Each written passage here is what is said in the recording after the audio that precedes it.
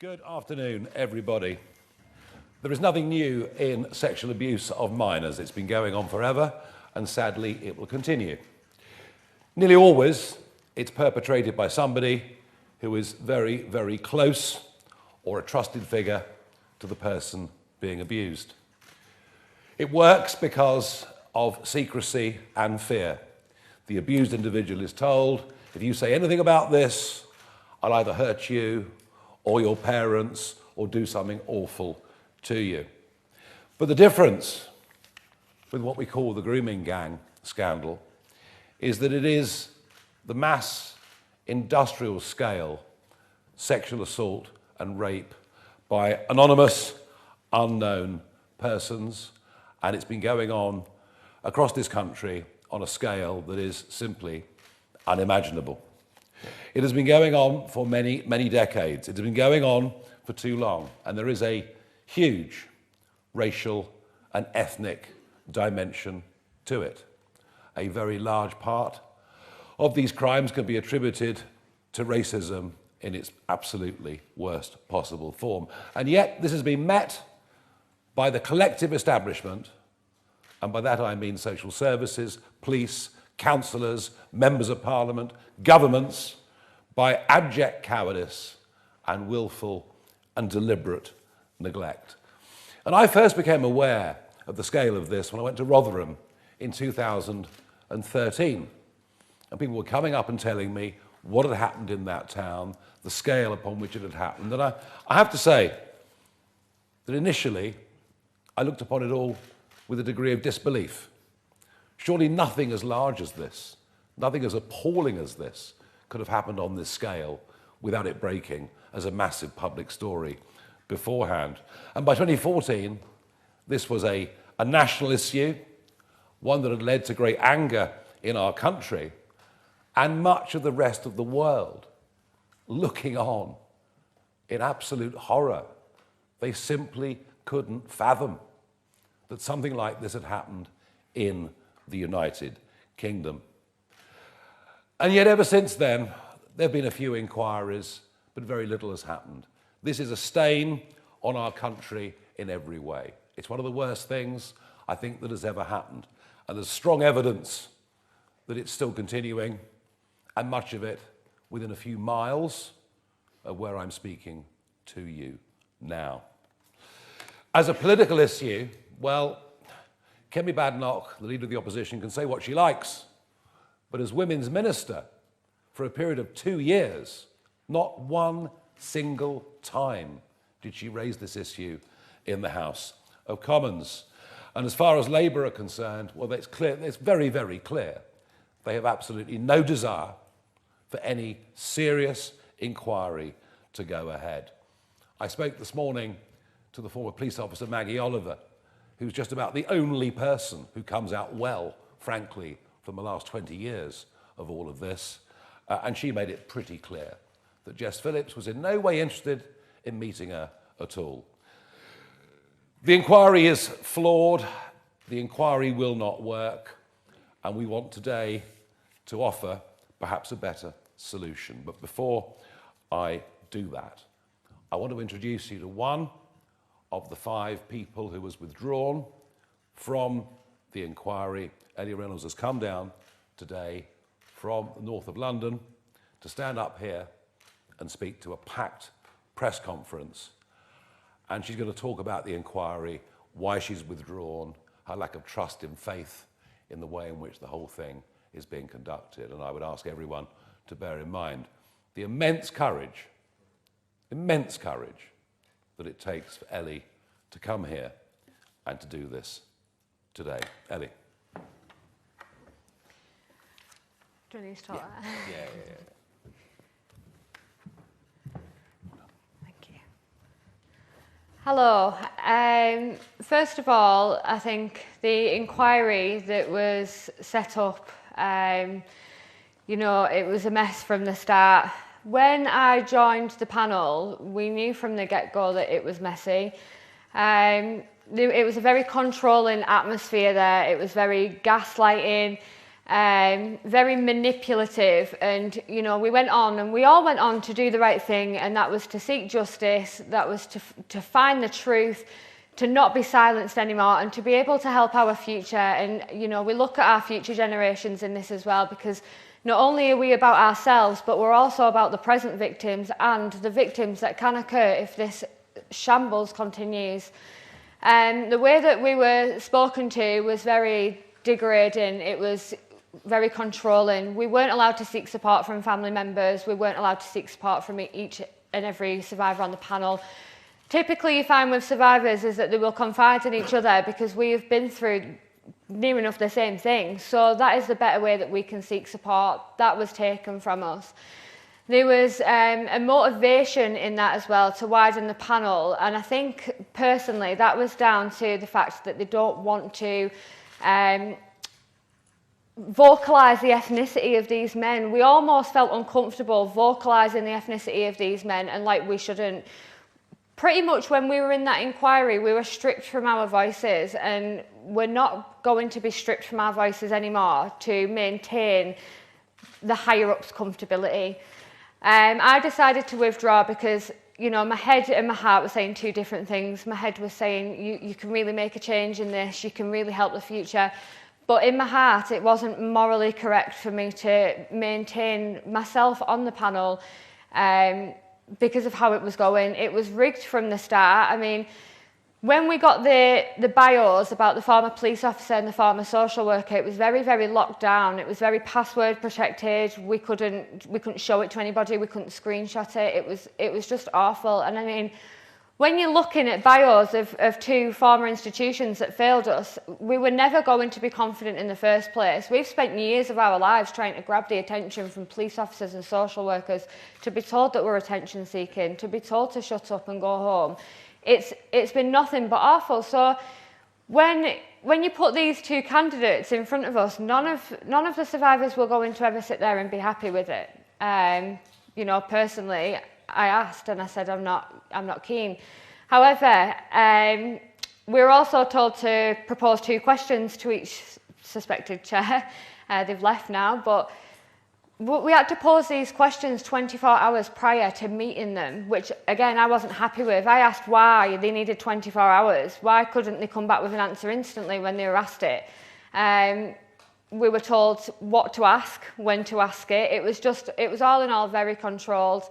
And then to top it off, we also had then Jess Phillips calling us a liar in the House of Commons. And the way that she conducted herself alone was absolutely appalling. But to be called a liar by somebody so high up, we're used to it now. We've been called that all our lives. It's just awful that somebody had to do that and degrade us even more when she is a safeguarding minister. She should be safeguarding our children, protecting them. And I do not think that she's capable, which is also why I've called for her to stand down. Keir Starmer obviously had written a letter. I don't necessarily believe he wrote it himself, but that's my personal opinion, to which I replied, we don't want a polite letter. We want accountability. We want justice. We want the truth. And we want it to stop happening to our future. Our future is at risk the longer that this happens for. And we can't afford, I mean, what is it now? Approximately 250,000 victims across the country. That's 250,000 too many, in my opinion. It shouldn't have ever got to one. The scandal is now national. It's a problem and it needs to be fixed. So I withdrew myself because I know that I can make a change, just not through that panel. I will speak and I will raise awareness and I will say what's corrupt. And that inquiry, that was corrupt. Very good. Wow. Thank you. That was pretty clear. Grab a seat and then we'll do questions. Thank you. Well, that was pretty straightforward and very clear. Well done, Ellie. This inquiry is dead in the water. Nearly 5 months have gone by, and what has happened? Nothing. They can't even agree who the chair is going to be. Starmer tells us that the Baroness Casey report forbids it from being a judge. If you read the report carefully, you'll realise that simply isn't true, which of course is in common with very many of the things that he says. 5 of the grooming gang victims, those that feel insulted, like Ellie, have withdrawn from the inquiry, but you'll be told, there are 5 who insist that Jess Phillips stays in place and that the inquiry continues. But here's the truth about the other 5. Just as I said at the start of this press conference, there are 2 very distinctly different groups of young people who were sexually abused and raped by adults. And what has happened with this inquiry is the government have quite deliberately, from the very start, widened the scope out from those who were victims of Pakistani grooming gangs and brought in other women. And by the way, I'm not demeaning or diminishing in any way the treatment that Samantha Walker and the other 4 have been through. I'm just pointing out they were victims, survivors now, of a very different kind of sexual abuse. And what the country demands, and indeed, what people like Ellie demand, is a laser focus on this very, very unique, and perhaps for many people, difficult to understand phenomenon that has now been going on in our country for decades. My own view is the government would like to simply kick the can down the road, to hold a public inquiry that goes on for such a long time that it concludes little or nothing before the next general election. You don't believe me? Well, have a look at the COVID inquiry, which goes on month after month, year after year, and which today, by the way, has just gone through £192 million in cost, making it even more expensive than the never-ending bloody Sunday inquiry. That is what we are into. And I want to propose today, a better, quicker, more open and more transparent solution. The people of this country place their faith in elected politicians and in Parliament at every general election. Although I think it would be fair to say that that level of trust and faith is probably at the moment at an all-time low. So what I want to do is to offer Parliament a chance to re-establish itself in the minds of people as a good, fair and just institution. It's time for Parliament to step up and to do its job. Do you remember back in 2009 when Sir Fred Goodwin was ordered to appear before the Banking Commission, a new committee that had been set up between the House of Commons and the House of Lords, and Goodwin had to go to appear. And I just don't think we realise just how much power Parliament actually has if it chooses to use it. Select committees have the power to summon anybody. They could summon a former social worker. They could summon a former police officer. They could summon a former councillor. They could summon a former member of Parliament. And I find it hard to believe that MPs in all of these constituencies would not have had letters or emails or pointers as to what was going on. Because unlike the previous examples of sexual abuse that I've talked about, none of this was being hidden. There were groups of up to 12+ men waiting around in takeaway, kebab shops, taxi shops. Everyone in these communities knew that something was happening and that something was very, very wrong. So Parliament has that ability. It also has the ability to sanction those if anybody refuses to appear. It also has the power to require that people swear an oath. And the important thing about swearing an oath is that if what you say in that forum is deliberately misleading or untrue, well then, of course, you could face prosecution for perjury. These are the extraordinary powers that Parliament has if it chooses to use it.